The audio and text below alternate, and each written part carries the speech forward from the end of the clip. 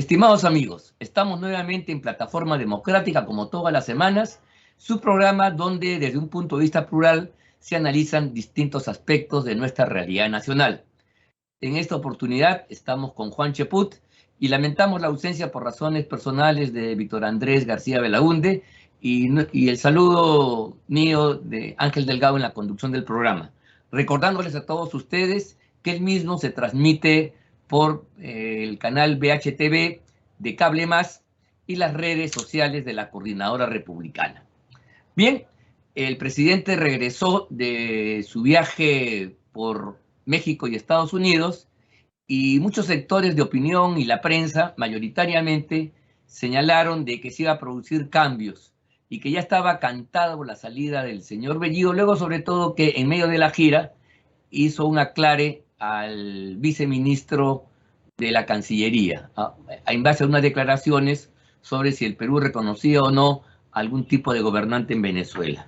Entonces parecía inminente, si seguimos las notas de la prensa y las opiniones y los rumores de nuestra ciudad, de que ya la salida de Bellido era cantada. Sin embargo, no solamente eso no ha acaecido, sino que el señor Bellido, al término de una semana, luego de haber postergado un Consejo de Ministros, anunció que se había reunido con el presidente y, repito, el fin de la semana transcurrida hizo un anuncio por Twitter de que se iniciaban las negociaciones con el consorcio Camisea para discutir el contrato de asignación de las regalías y en general los beneficios de la renta gasífera entre las empresas y el Estado peruano.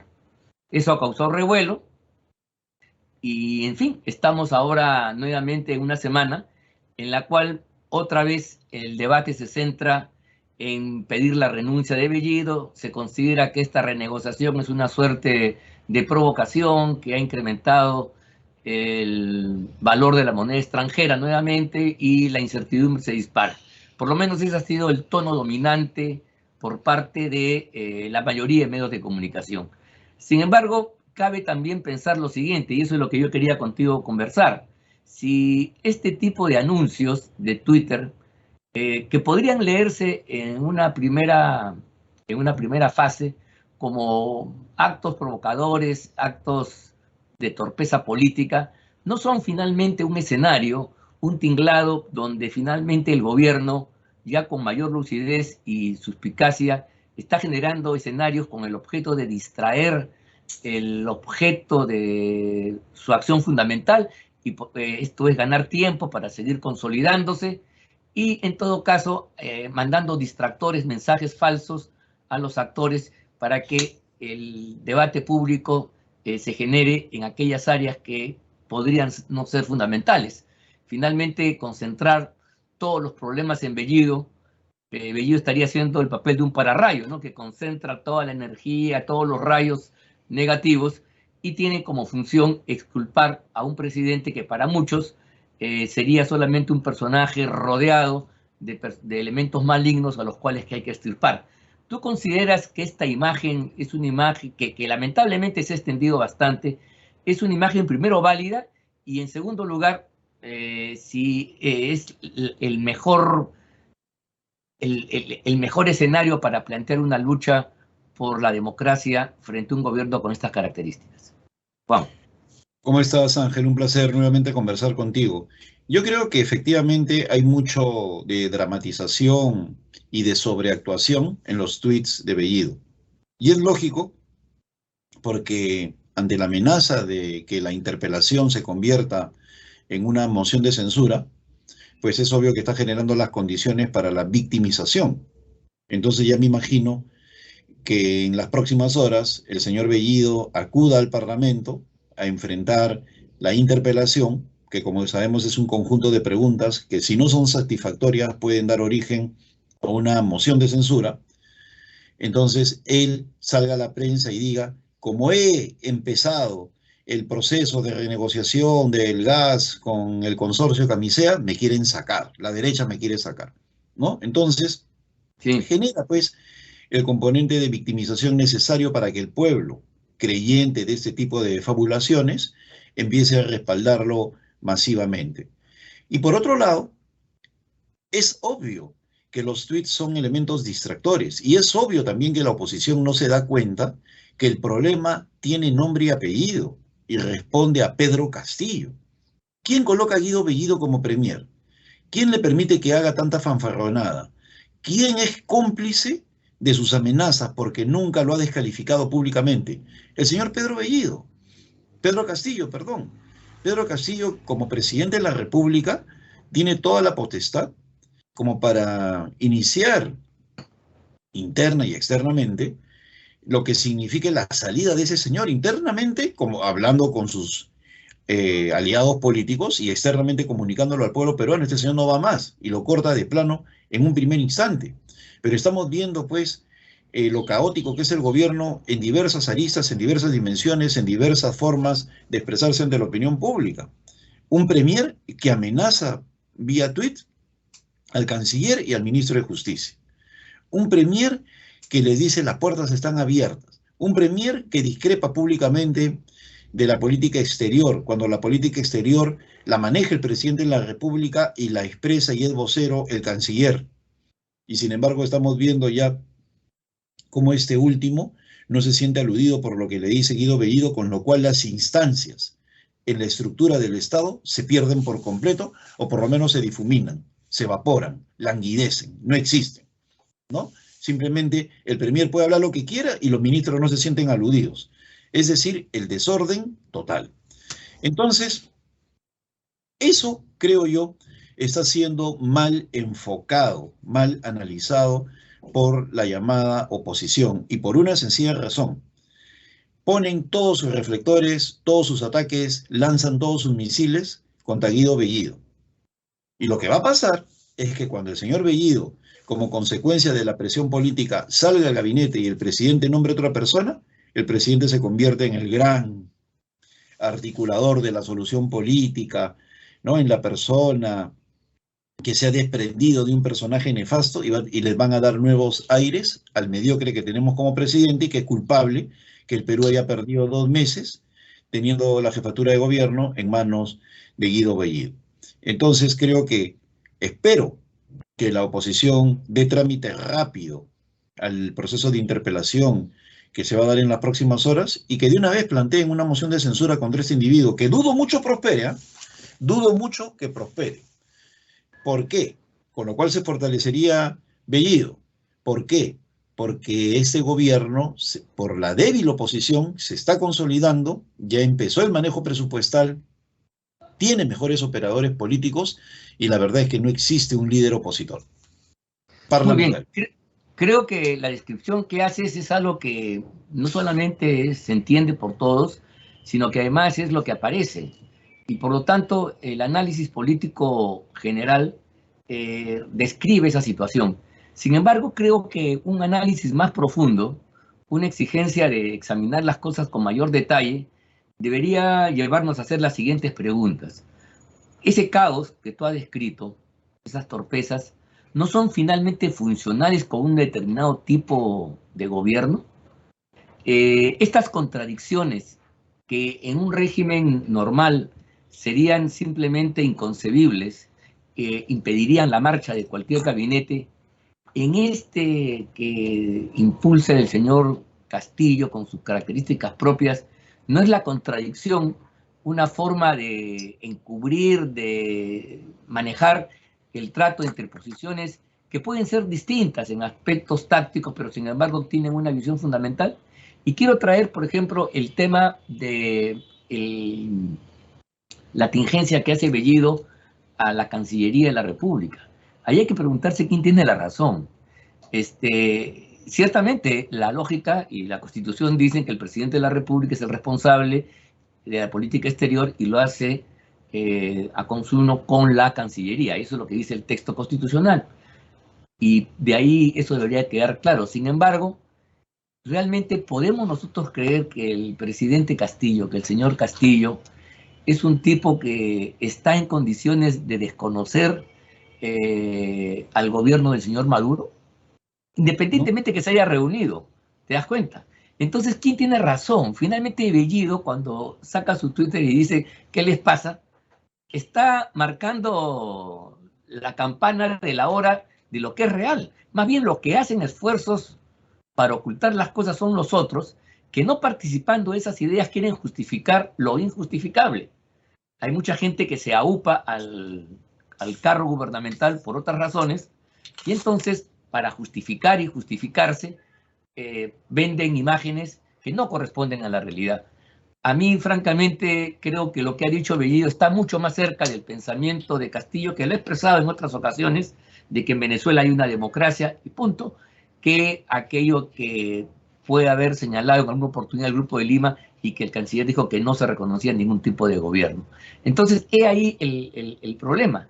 Estamos viviendo ante un régimen que tiene características distintas a otros y donde los elementos disfuncionales le dan cierto marco de cohesión totalmente extraña, atípica, errática probablemente, pero ahí está Bellido vivo y coleando, ahora embanderando una lucha supuestamente nacionalista en torno a renegociar las condiciones de los resultados, las regalías, la renta gasífera en general. ¿Tú crees que esto existe? Y en todo caso, deberíamos ir más allá, pues justamente de un análisis meramente de apariencias, trasladar esa cortina y entender la lógica de un gobierno que tiene una dinámica y una suerte distinta, porque a ellos la cuestión de administrar la cosa pública les importa mucho menos. Todo gobernante normal, natural, pretende esforzarse manejando y dando resultados para ganar el aplauso público, y eso le permite afirmar un capital político, le permite sobrevivir y le permite inclusive estar vigente en el escenario político. Mi gobierno fue un buen gobierno, hice tales obras que la gente recuerda. Pero parece ser que esta no es la lógica de los grupos radicales que están dispuestos a transformar la República Bicentenaria, cambiar las reglas de juego y montar otro modelo gubernamental. Para ellos es el manejo administrativo de las cosas, creo yo, tiene un lugar muy secundario, y lo importante para ellos son las posiciones de poder que van adquiriendo dentro del Estado y sobre todo dentro de la sociedad, como por ejemplo lo han hecho con el reconocimiento del gremio magisterial vinculado a Sendero Luminoso del Movadef, la FENATE. Entonces, yo creo que esto es más o menos lo que podría estar pasando. Lo digo en tono hipotético porque tampoco tenemos todos los elementos de juicio, pero quizá valdría la pena, Juan, explorar y hacer análisis que sean un poco distintos a los que ya conocemos, donde finalmente pues ahí está la retahíla de errores, tropezones, torpezas de Bellido y ese equipo, y ver quizás que por encima o al margen, al costado de eso, existe otra lógica política que tiene quizás objetivos más definidos y también más perversos. Juan. Coincido contigo plenamente. En la primera parte de esta conversación, básicamente hemos hecho una descripción de lo atontada que está la oposición ante la forma como se expresan los diversos voceros del gobierno. Pero coincido porque yo veo que detrás de esa escenografía, de ese espectáculo que nos dan, hay toda una agenda internacional del chavismo. El mismo día de hoy, por ejemplo, leía que Óscar Maurtua respaldaba la posición gubernamental expresada por Bellido en el sentido que lo de Venezuela no es una dictadura. Es decir, que una persona como Óscar, que tú y yo conocemos... ¿Quién se repliega entonces? ¿Quién da marcha atrás? Es un caballero, ¿no? O sea, una persona que conocemos en el mundo diplomático, lo conocemos muchos años, que diga esa barbaridad para alinearse con lo que dice el presidente y con lo que dice Bellido. Eso demuestra, pues, que nunca le quitaron la alfombra, sino lo llamaron al orden, que es distinto, o sea, alíñate. Y él se alineó, se cuadró. ¿Por qué? Porque hay una agenda internacional que se basa en hechos consumados y que se está cumpliendo al pie de la letra. Lo mismo sucede con las visitas que recibe el presidente de Verónica Mendoza, de diversos personajes, y ya no hablamos porque no me gusta el término de los dignos, los cojudignos, ese tipo de cosas, sino de los ingenuos, ¿no? La epidemia de ingenuidad que hay en el país, que cree, ¿no?, que uniéndose a la caviarada, a gente vinculada a la génesis de este problema, ¿no? Gente protagonista, causante, por su poco talante institucional, de todo este problema que vivamos, pasen a ser la solución. Eso es una reverenda tontería. Creer que los caviares van a ser la solución. Ellos en estos momentos pactan con el gobierno y son capaces de ir en una delegación donde Maduro a expresar su beneplácito, ¿no? A la nueva etapa de esta relación. Esos son los caviares. Yo no los considero a ellos para una posición de unidad nacional, pero sí lo que creo es que existe una suerte de seguimiento a lo que ha sido ya un estándar internacional. Por ejemplo, otra cosa que está pasando desapercibida es que lo que estamos viendo con el gas no es otra cosa que el modelo boliviano del gas. Cuando Evo Morales asume por primera vez su gobierno, les dice a los empresarios de Repsol, la compañía española, que ellos se llevan el 88% y solamente el 12% era para Bolivia y que lo iba a cambiar de inmediato. 88% para Bolivia y 12% para España. Los españoles aceptaron, pero el detrás de cámaras, la letra chiquita, demostraba que ese 88 había bajado solamente a 70 y que Bolivia empezaba a llevar 30. Pero el solo hecho de negociar que se cambiaba la situación de 88-12 a favor de España a 88-12 a favor de Bolivia, generó una ola de júbilo boliviana y la gente dijo, el gran presidente Evo Morales que trae orden de nuevo.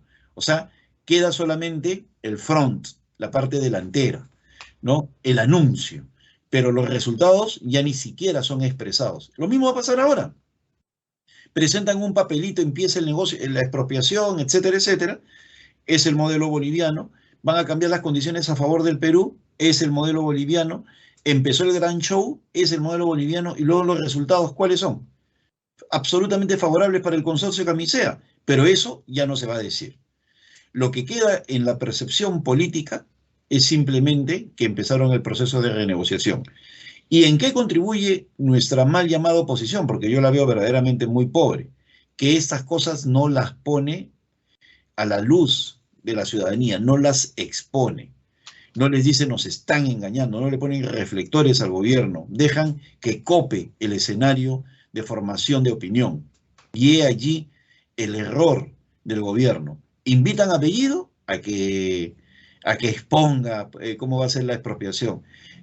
Hacen una serie de cosas que favorece la difusión del programa gubernamental. Entonces, las preguntas inclusive de la interpelación son horrondamente ingenuas. O sea, como para que le ponen la pelota para que patee el premier. Entonces, vemos pues una oposición desarticulada, que no se está dando cuenta que detrás de esto hay un plan que se viene trabajando sistemáticamente y que obedece a una agenda internacional. Bien, creo que efectivamente hay eso. Habría que entonces comparar las acciones que se están llevando aquí en el gobierno con sus propias características con lo que ha sucedido en otras partes aquí de la región solamente. ¿Cómo avanzó Chávez, por ejemplo? Tener el detalle, el timing, las características, cómo fue acumulando poder, cómo fue apoyándose en unos sectores y en otros con bastante habilidad hasta tener el poder total que ahora más o menos tiene y lo ha heredado Maduro. Igual, ¿cómo hizo Evo Morales para permanecer 3 veces, o sea, reelegirse en 3 oportunidades y tener un gobierno autoritario? O lo que en su país hizo Correa, ¿no? Creo que eso es algo que deberíamos profundizar más, hacer un análisis comparado para ver si eso está pasando acá. Por lo menos tú has puesto un elemento en la mesa que es la aplicación de un modelo que se hizo en Bolivia. Entonces, y por alguna razón Evo está viniendo también acá en forma bastante frecuente, seguramente para dar consejos y transmitir su experiencia. Eso entonces, como comprendes tú, debería tener. Pero yo coincido con lo que tú has señalado, que la oposición, un poco para enfrentar al gobierno, se agarra de elementos muy débiles. Por ejemplo, interpelar o criticar a Bellido, diciéndole cómo es posible que le enmienden la plana a la Cancillería siendo ella la responsable, conjuntamente con el presidente de la política exterior, tú ya lo has dicho, cae por su propio peso, porque el que va a recular después va a ser el propio canciller, cuando dice que en Venezuela hay una democracia, cosa que en su momento lo ha dicho Bellido y lo ha dicho también el propio Castillo, ¿no? O acciones, por ejemplo, como esta de buscar firmas para poder impedir que se lleve adelante la Asamblea Constituyente. Y aquí la cosa es simplemente de lógica elemental. Si hay un grupo de personas que están consiguiendo firmas para que no exista una Asamblea Constituyente y cambie la Constitución, ¿por qué otras personas no podrían hacer lo propio? Esto es recoger firmas para convocar a una constituyente que cambie la Constitución. Te das cuenta, más allá de la lógica de si tú puedes ir a una reforma que en última instancia niegue el derecho político de los peruanos a cambiar sus instituciones y a cambiar su constitución. En fin, tú no puedes prohibir eso, y ninguna constitución es eterna por definición. Ya los clásicos, Jefferson decía que las generaciones presentes no tienen ningún derecho a hipotecar el futuro de las generaciones que vienen, ¿no? Y entonces cualquier generación, en cualquier momento, tiene la posibilidad de cambiar las reglas de juego. Eso es fundamental.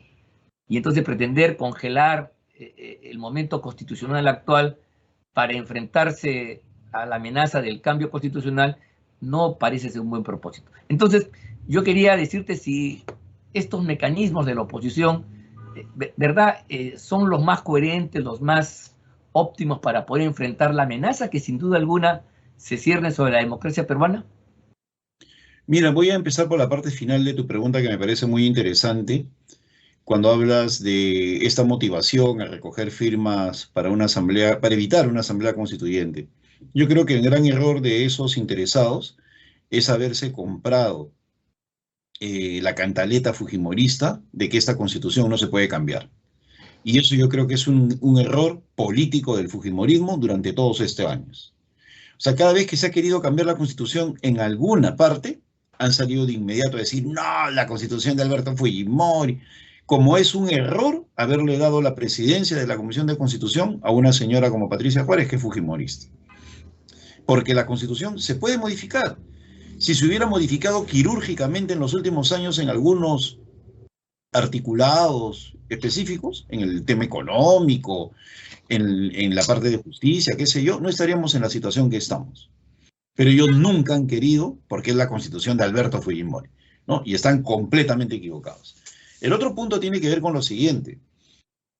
En la medida que el debate constitucional se dilate, es decir, se haga en 1 año, 2 años, que va a ser el periodo esperado o que se espera, culminaría el proceso de recolección de firmas de 3 millones, se fortalece el gobierno.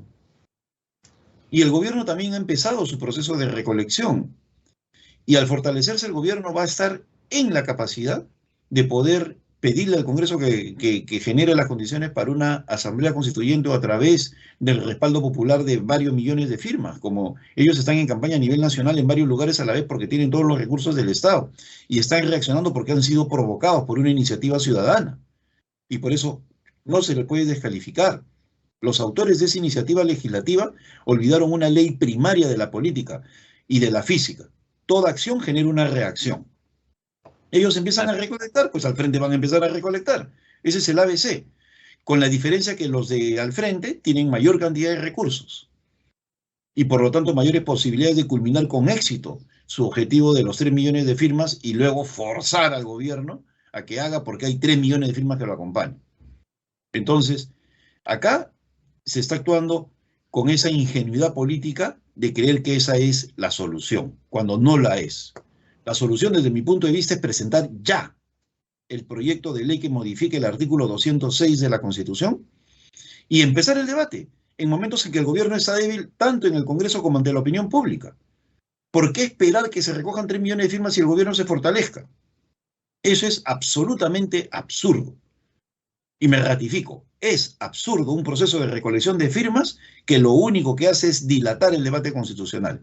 En estos momentos de debilidad del gobierno, en estos momentos que muestra una cara caótica, que no las tiene todas consigo en el Congreso, es el momento de presentar el proyecto de ley y empezar el debate constitucional. ¿Para qué esperar 3 años que se refuerce el Congreso, que tenga a los caviares de su lado, que empiecen a decir, sí, efectivamente se necesita una asamblea constituyente? Y aún más, tú y yo hemos hablado de que si estamos o no en un momento constituyente, yo creo que sí. Sí. La verdad es que yo creo que sí. Entonces, ¿por qué evitar hablar de ese tema? Que lo único que hace es llevar agua para el molino del gobierno. Eso demuestra, pues, lo desarticulada que está la oposición, comandada por un ejército de personas de buena voluntad, que no niego su buena voluntad, pero que lamentablemente no tienen oficio político y sí mucha ingenuidad. Sí, mira, lo que dices es muy interesante y esto ya se nos acabó el tiempo, pero quiero solamente puntualizar lo siguiente. Si iniciáramos el debate constitucional ahora, tú podrías decirle que los argumentos en pro de una constitución y la Asamblea Constituyente es una especie de taparrabo para cubrir toda la ineficiencia. Y la gente, ¿verdad?, la mayoría de peruanos que tienen una serie de problemas de todos los días, no saben qué es la Constitución y, como diría Odría, parafraseando al momento actual, la Constitución no se come y la gente demanda cosas mucho más concretas. Primer escenario. Y segundo, si estuviéramos en la línea que tú dices, tú lo podrías emplazar al gobierno, a Castillo, a Bermejo y compañía. ¿Qué cosa quieres cambiar? ¿Cuál es el modelo de constitución? ¿A la venezolana, a la cubana, a lo que fue la Unión Soviética, a lo que es China? Y ahí entonces tendríamos un escenario completamente distinto, claro, donde la posición autoritaria salió, porque la Constitución resume, pues, tu espíritu y tu visión de gobierno. Y claro, si en estos países es un régimen autocrático, cerrado, con la posibilidad del presidente de reelegirse cuantas veces quiere, como es en Venezuela, por ejemplo, y como se hizo en Bolivia, entonces eso yo creo que daría más luces y bajaría el debate constitucional de las nubes abstractas de la teoría a una realidad. Pero mira, nos ha ganado el tiempo, Juan. Ese es un tema que tenemos que volver más adelante. Ha sido un buen programa, a pesar que lamentamos la ausencia de nuestro amigo y colega Vitocho. Les agradezco a todos ustedes su preferencia, mi reconocimiento por el seguimiento que nos hacen y los convocamos a una nueva edición de este programa la próxima semana. Muy agradecido, Juan, buenas noches, o buenos días, perdón, y un saludo a todos ustedes por su atención. Gracias. Un gran abrazo, Ángel. Hasta pronto. Chao, chao.